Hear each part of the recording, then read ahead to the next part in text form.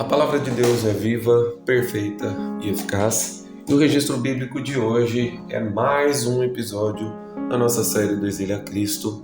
E antes de começar esse episódio, alguns avisos importantes. Primeiro, se ouvirem vozes, gritos, risadas e afins, eu mudei o lugar de gravação e talvez os meus filhos novamente apareçam, normal. Crianças pequenas, tenho 2 filhos, um de 2 anos e outro de 1, e eles talvez participem diretamente do vídeo. Segundo ponto importante é devido à pouca quantidade de informação a respeito da dinastia Asmoneia, do silêncio profético como um todo, as informações ficaram mais centralizadas a respeito da dinastia Asmoneia em si, que este vídeo é, enfim, sobre a dinastia Asmoneia, depois de revolta dos Macabeus, primeira e segunda Macabeus e os saduceus, os essênios, né? Nós tivemos 4 vídeos, 5?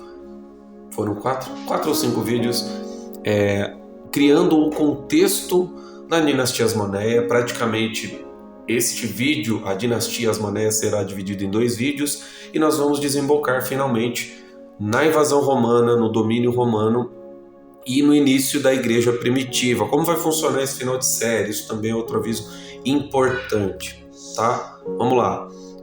Vamos passar pela dinastia Asmoneia, então passamos pelos essênios ontem, hoje, primeira parte, os reis da dinastia Asmoneia, já entrando na hegemonia, novamente Israel volta à hegemonia, e o vídeo de amanhã a respeito da segunda parte, dos reis da dinastia Asmoneia, certo? Então nós temos essênios e manuscritos do Mar Morto nessa sexta que passou. Hoje, primeira parte dos reis, nós vamos comentar, foram 8 reis no total, um deles foi uma mulher, a única mulher dessa dinastia, e amanhã a segunda parte. Na semana que vem, nós vamos nos aproximando do final, acredito que mais 6 vídeos, já falando da invasão romana, do domínio romano de Israel. Nós vamos falar também do início do cristianismo, início do ministério de Jesus. A ideia do ministério de Jesus em si é falar sobre o início da igreja primitiva, certo? Então, para a gente não ficar perdido, eu não vou falar do ministério de Jesus, eu vou falar já da igreja primitiva estabelecida e vou desembocar já em Atos dos Apóstolos. A gente fecha a série com a análise do livro dos Atos dos Apóstolos. Beleza? Então vamos ao que interessa, vamos à dinastia dos Asmoneus, explicando basicamente que essa dinastia, embora de muito orgulho, com a revolta dos Macabeus começando com Matatias, que alguns que seguiram o sacerdote Matatias, a família dos Asmons, dos Asmoneus, para o deserto, parte era cria, que o sacerdócio vinha dos Zadok, de 1 Reis capítulo 1, e outros acreditavam ser de uma linhagem mais primitiva, a questão do Arão, dos levitas, enfim. Então teve uma divisão muito grande por parte da comunidade judaica, então essa separação, né, os fariseus, os saduceus, os essênios, então, mediante tudo isso, teve uma discrepância, uma discordância muito grande, tá? E o problema estava na questão política, tá? Muitos se afastaram do comando do templo por conta dos saduceus, que administravam o templo de uma forma econômica, não necessariamente espiritual. Então teve uma disputa pela política e muitos dos Hassidim, dos Ferushim ou dos fariseus, esse povo todo acabou se distanciando da família Macabeia. Então começou com Matatias, aí veio Judas, aí veio Jonatas, e o primeiro governante foi Simão Macabeu. Ele foi o primeiro governante que de fato começou a reinar tanto como etnarca, que é o comandante político do povo, quanto o sumo sacerdote. Isso vai ser visto ao longo da dinastia Asmoneia, tá? Tudo começou no domínio dos Ptolomeus, dos Seleucidas, veio a revolta dos Macabeus. Então a gente passou por tudo isso ali por volta do século 3, ano 200, século 2, por volta de 140, beleza? Então a gente já passou por aí. E apesar da dinastia Asmoneu ter começado com seu irmão, precisou Jonatas e Judas terem morrido em guerra, o Matatias devido à idade, e a partir de 140 a.C. começa aí a dinastia dos Asmoneus, e foi um período de muita expansão territorial. O engraçado, né, seria cômico se não fosse trágico, é que eles lutaram contra o domínio seleucida, contra a profanação do templo, contra a perseguição religiosa, política e espiritual e todo tipo nesses 30, 40 anos de domínio seleucida do Antíoco, tanto o terceiro quanto o quarto, mas eles fizeram exatamente as mesmas coisas. Vocês vão ver a partir desses vídeos de hoje e de amanhã o quanto eles fizeram exatamente tudo o que eles mais foram contra. O engraçado foi isso, eles lutaram contra toda essa dominação, essa ditadura, e eles fizeram exatamente a mesma coisa. Outra informação que eu acabei de falar, eles assumiram a questão política e sacerdotal e eles expandiram os territórios da Judéia significativamente para regiões vizinhas, incluindo os edomeus, que eles são os descendentes diretos dos edomitas, lá de Esaú e Jacó. E vocês vão entender no vídeo de amanhã, principalmente, eu vou analisar aqui o roteiro, mas eu acredito que eu vou falar mais dos idumeus amanhã, tá? Mas os idumeus eram um povo que eles são os antepassados, né? É o povo em si dos herodianos, Herodes pai, o grande Herodes Antipas, o Herodes que comandou a Judéia durante o período de Jesus. Certo, vamos lá, a lista de governantes. Nós vamos passar por Simão Macabeu, ele foi o primeiro, de 140 ele governou, e o governo começou em 140, com a revolta dos Macabeus ainda acontecendo, e a dinastia Asmoneu durou, né, do governo do Simão, de 140 a.C., até 37 a.C., quando de fato Herodes o Grande tramou um golpe, né? A gente vai chegar lá amanhã, e assumiu com o apoio dos romanos o comando, né, da Judéia. Certo? Vamos lá, começando então rei a rei. Nós vamos passar a lista, nós vamos falar hoje de 4 reis, começando com Simão Macabeu, que governou de 142 a.C. a 135 a.C., foi o primeiro governante asmoneu dentro da autonomia estatal que Israel consolidou, e recebeu os títulos tanto de líder militar, por conta da revolta dos Macabeus, ele era o general, ele era o etnarca, o comandante do povo, comandante político, e também a partir da união do povo, nomeou sumo sacerdote. Então esse foi o primeiro governante. Depois dele veio João Hircano I, seu filho, Aristóbulo I, Alexandre Janeu. Nós tivemos também Hircano II, esse foi o mais problemático e foi o rei que ruiu de fato a dinastia. Aristóbulo II, Antígono II Matatias foi o último e encerrou-se.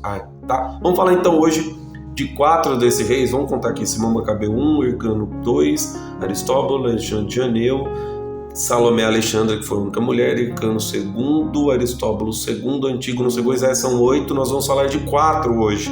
Tá? Começando com Simão Macabeu, ele foi um dos irmãos que liderou, o terceiro e último irmão Macabeu a liderar a revolta judaica, contra o domínio seleucida. E vamos aos detalhes de como foi o governo dele. Após a morte do seu irmão Jonatas, Simão assume a liderança do povo, da causa judaica. Tá? Lembrando, a visão macabeia veio da dinastia Asmon, da linhagem, entre outras coisas, de Zadok, e também uma linhagem um pouco mais tradicional, vinda de Arão, enfim. Mas esse período foge um pouco da questão levítica do Antigo Testamento, que a gente conhece lá do Êxodo. É bem confuso. O judaísmo, ele tem muitas confusões. A gente pensa, Abraão, Isaac e Jacó, eles têm o trio como patriarca. Mas também tem muitas confusões, muita coisa mosaica ficou esquecida, principalmente o culto levítico, tá? E ele se aproveitou da fragilidade do Império Seleucida para impetrar crises e guerras civis, e negociou uma autonomia para a Judéia. Tentou, mas teve que ser na espada.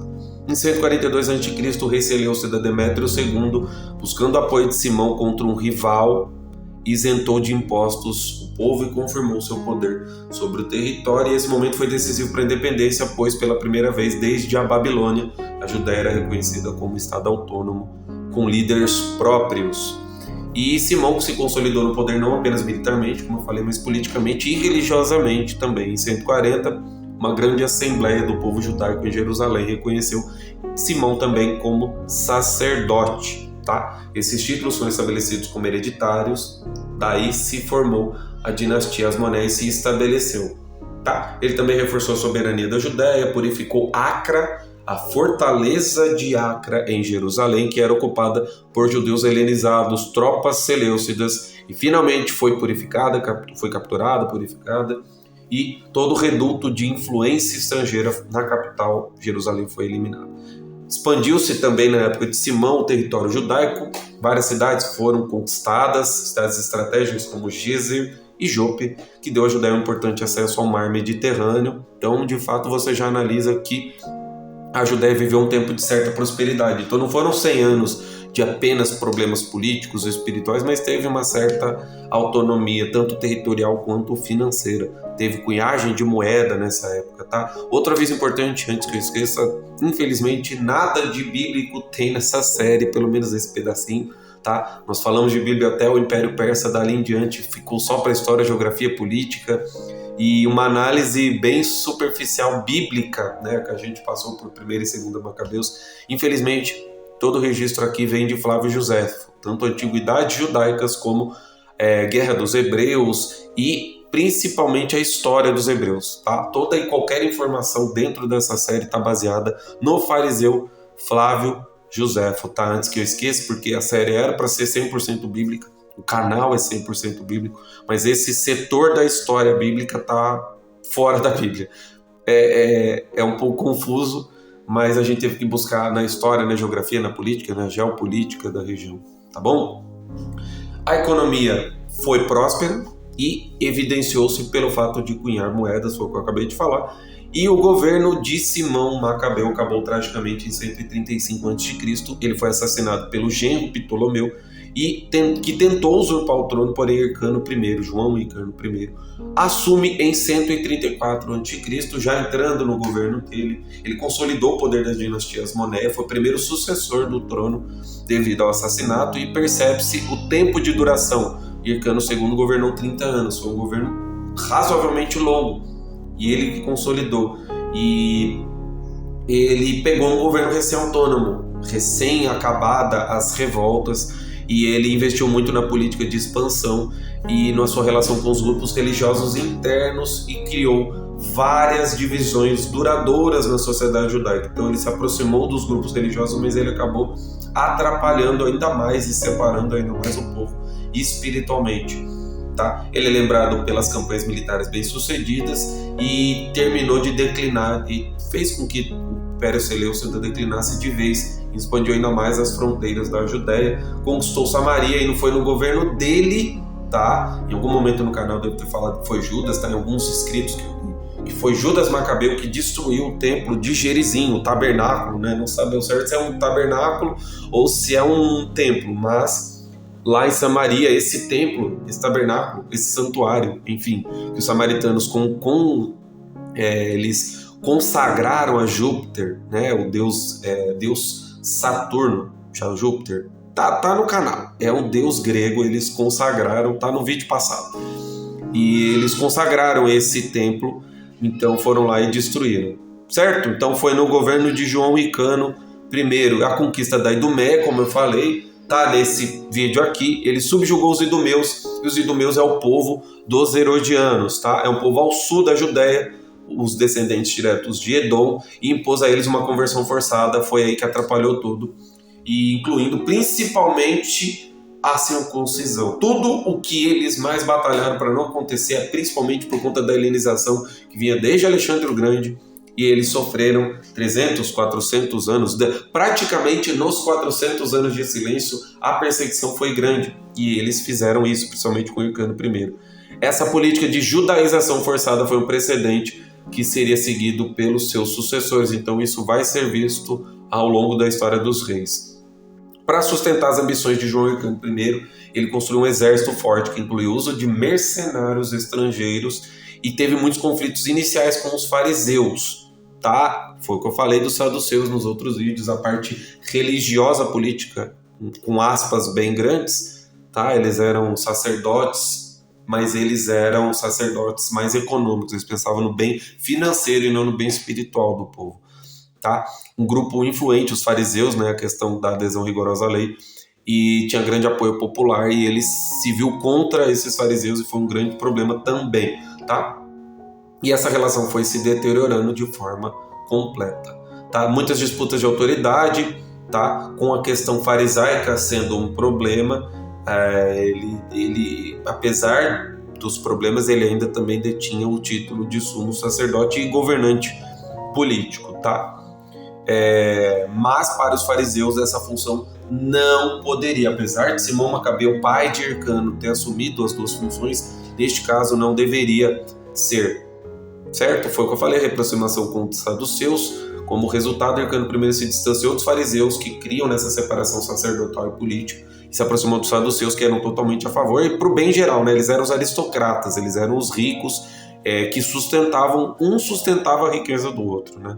Essa mudança de alianças e a repressão aos fariseus nos últimos anos do seu governo aprofundou a divisão ainda mais entre esses grupos religiosos. O legado dessa parte da dinastia de Hircano I foi um reino que expandiu ainda mais, fortaleceu ainda mais o legado independente de Israel e trouxe várias instabilidades futuras. Foi o que eu falei, a questão dos herodianos veio dessa perseguição aos idumeus. Então Herodes usou dos romanos para devolver, pura e simplesmente dar o troco, tá? Vamos ao governo de Aristóbulo I, que governou apenas um ano, de 104 a 103 a.C., e apesar da sua curta duração, ele foi notável por duas razões. Ele se autoproclamou rei, então foi o primeiro governante que se proclamou rei, não apenas etnarca, e foi marcado por muita violência e conflitos familiares. A ascensão como rei era o filho mais velho de João Hircano, então ele assumiu o governo de João Hircano, desafiando a vontade da mãe, tá? Então era para a mãe assumir neste caso, tá? Aqui não tem, segundo os estudos que eu fiz, aparentemente ele morreu de morte natural, mas ele assumiu o trono. Isso, assumiu o trono da forma mais cruel possível. Ele prendeu a mãe e fez ela morrer de fome, tá? Essa atitude dramática refletiu ainda mais a sua ambição, ao contrário de seus antecessores, que se contentaram com o título de governante do povo, de etnarca, certo? Aristóbulo I adotou de fato esse título de rei, e essa mudança significativa indicava uma mudança e uma transformação na sociedade judaica, na sociedade da Judéia, como província autônoma, para um reino helenístico independente. Então, de novo, a volta dos valores helenísticos. E se equiparou à vizinhança, aos reinos vizinhos, tá? O reinado de Aristóbulo foi manchado por intrigas, violência dentro da sua própria família, e na relação com seu meio-irmão Antígono, um mal-entendido levou a ele assassinar. O Aristóbulo estava doente, e sua esposa Salomé Alexandre e conselheiros conspiraram para convencer o rei que o seu irmão estava tramando para tomar o trono, e ele mandou matar. Porém, ele se arrependeu profundamente dessa decisão de descobrir a verdade, e sua morte por uma doença grave fez ele ruir. E o legado desse governo foi que, tão curto, né, teve um impacto duradouro, tá? Então, assim, você viu no governo do Aristóbulo I muita coisa que acabou. A volta dos valores helênicos, muita trama interna, tá? Muita questão política, perseguições se aprofundaram, e terminou com toda essa violência, né? Essa perseguição terminou com a paranoia e prenunciou mais conflitos familiares dentro da dinastia, tá? Quem sucedeu foi Alexandre Janeu, governou entre 103 e 76 a.C., mais ou menos 30 anos, e foi um dos mais longos e conturbados da história da dinastia Asmoneia. Irmão de Aristóbulo I, ele herdou o trono após a morte do irmão e da viúva Salomé Alexandre. Seu reinado foi marcado por um intenso militarismo, uma política de expansão agressiva e uma profunda guerra civil que quase destruiu o reino, tá? Janeu continuou e intensificou a política de expansão dos seus antecessores, era um militar tão ambicioso quanto o antecessor, seu pai, e conduziu inúmeras campanhas para expandir as fronteiras da Judéia. Tá? Ele conquistou cidades como Gaza e Ptolomai, da atual Acre, já garantindo o controle judaico sobre rotas comerciais importantes, além da do Mar Morto, lá de trás, e os portos estratégicos, como eu falei. Expansão para o leste, tá? À esquerda do mapa, tá? Mar Mediterrâneo, tá? É oeste, beleza? E leste, Rio Jordão, incluindo a região de Paraea e a cidade de Decápolis, expandindo ainda mais a influência, além das fronteiras tradicionais. Sitiou e destruiu Gézer, assim como seu pai, prendeu campanhas para destruir cidades que resistiam ao domínio, consolidando ainda mais o controle sobre Samaria. Todo esse militarismo veio com um custo alto. A guerra drenou recursos do reino, exigiu a manutenção do exército e dos mercenários. Então você vê aí que todo esse expansionismo militar, a questão mais política que religiosa, ou seja, de fato, Judá tinha mudado tudo, qualquer parte que se via de Israel, dos tempos dos reis, antes do exílio, se perdeu no meio do caminho, tá? Os conflitos com os fariseus se acirraram, guerra civil aumentou, ficou clara a alienação de Alexandre de Janeu com o povo, tá? Especialmente frisando com os fariseus, novamente mais um governante dessa época, Asmoneia, que se voltou contra os fariseus. Esse conflito foi o ponto mais dramático do seu governo, e essa tensão explodiu na festa dos tabernáculos, quando Alexandre, como sumo sacerdote, realizava sacrifícios. A multidão, liderada pelos fariseus, jogou frutas cítricas nele em sinal de desprezo. Esse incidente desencadeou uma guerra civil de 6 anos, entre 94 e 88 a.C. E essa guerra foi também outro ponto importante que fez o reino em si se enfraquecer. Mesmo caminho que os seleucidas tomaram, lá se foi o reino de Israel tomando. Tá? E ponto importante, nestes períodos de guerra houve a crucificação de 800 fariseus. Olha só, a crucificação não é algo do tempo especificamente de Jesus, já veio dessa época aí. E após reprimir a revolta, ele crucificou 800 oponentes políticos fariseus e aumentou a humilhação, mandou degolar as esposas e filhos dessas pessoas crucificadas, algo extremamente brutal, e consolidou ainda mais o tempo de tirania, não só do Alexandre de Janeu, como todo dessa dinastia extremamente absurda, tá? Alexandre de Janeu foi um período de muitas contradições, o período do governo dele, mas foi um apogeu territorial, muitos territórios foram conquistados, virou uma potência respeitável.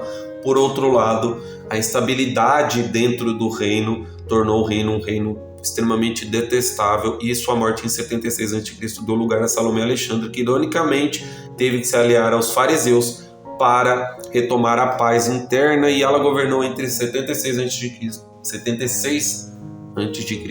e 67. Então governou mais ou menos 9 anos e foi a única mulher dentro da dinastia. Ela era viúva de Alexandre de Janeu, tá? E ela assumiu o trono após a morte do marido, tornando-se ela a única reinante, a única rainha reinante do reino, tá? Seu reinado foi marcado por uma política de reconciliação, paz interna e nada de militarismo, tá? Diferente, totalmente diferente dos antecessores e do seu marido, tá? Reconciliou-se com os fariseus e ela sabia que a estabilidade dependia dessa trégua, que havia sido eles que haviam sido brutalmente reprimidos pelo seu marido, finado marido, tá? E ela tomou uma série de medidas para tentar restaurar o reino, a libertação de prisioneiros, principalmente de prisioneiros fariseus que haviam sido presos, restituição de cargos, como devolver a autoridade e influência do governo e da sociedade, separou essa questão política, tudo entre sacerdócio e política, e abolição de leis antifarisaicas. Salomé revogou as leis que seu marido havia imposto para marginalizar os fariseus, garantindo que eles pudessem retomar a sua posição de liderança religiosa e legal. E essa reconciliação, esses 9 anos foram de muita paz e prosperidade, e elas conseguiram estabilizar o reino em vez de combater guerra civil ou expandir território, tá? Ela se destacou pela divisão do poder, foi o que eu falei. Ela era a rainha como chefe de estado, governante secular, e o poder político militar. Aí o sumo sacerdote Hircano II, seu filho mais velho, foi nomeado sumo sacerdote. Ela separou, como eu falei, distanciando da tradição do marido, do pai do Hircano II. Tá? Mas ele era muito mais fraco e menos ambicioso que Aristóbulo II. A gente vai chegar lá e vai explicar. Tá? Influência farisaica, os fariseus influenciaram muito esse período e estimularam ainda mais a confiança do povo na rainha e formaram um grupo chamado Conselheiros do Estado, Conselho de Estado, que tinha uma grande influência nas formulações políticas do reino. A rainha evitou guerras de conquista e se concentrou em fortalecer as defesas do reino, construindo uma série de fortalezas e mantendo um exército de mercenários para proteger o reino das ameaças externas. E ela talvez, segundo o que eu pesquisei, ela é da Era de Ouro. Foi talvez o último resquício, até hoje, né, tempos atuais, 2025, do que a gente tem de Israel de Ouro. Foi essa época, esses 9 anos. Foi muito estável, muito pacífico, poucas incursões, pouco ou nenhuma incursão militar. Ela conseguiu conter a violência, a instabilidade interna, reverteu muitas e muitas políticas desastrosas do seu marido e dos seus antecessores também, convenhamos. No entanto, a decisão de colocar Hircano II como sumo sacerdote não adiantou e aumentou uma rivalidade entre os irmãos Aristóbulo II e Hircano II e plantou sementes da guerra civil que eclodiu após a sua morte. Essa guerra civil acabaria por levar à intervenção romana e o fim da independência asmoneia. E a gente entra no próximo vídeo. Era para falar inicialmente 4 reis, acabei de contar aqui, foram 5, mas eu quis fechar com Salomé Alexandra. Preferi, até foi bom ter fechado com ela, porque ela foi o último resquício de independência pacífica, hegemonia pacífica que Israel teve. Para variar, o vídeo ficou longo, mas eu acho que as informações ficaram bem encaixadinhas, e já entrando no próximo vídeo vai ser para falar realmente do fim de vez, né? Foi o último fim. Teve o fim babilônico, aí teve o regresso com a Pérsia, aí teve o fim helenístico com Alexandre o Grande, os Ptolomeus, os Seleucidas, e agora de fato o Império Romano veio para acabar e Israel fica desolada após o domínio romano. Mas isso fica para os próximos vídeos, que a gente possa crescer na graça e no conhecimento do nosso Pai Celestial. Deus abençoe a todos. Muito obrigado pela paciência, pelos vídeos longos.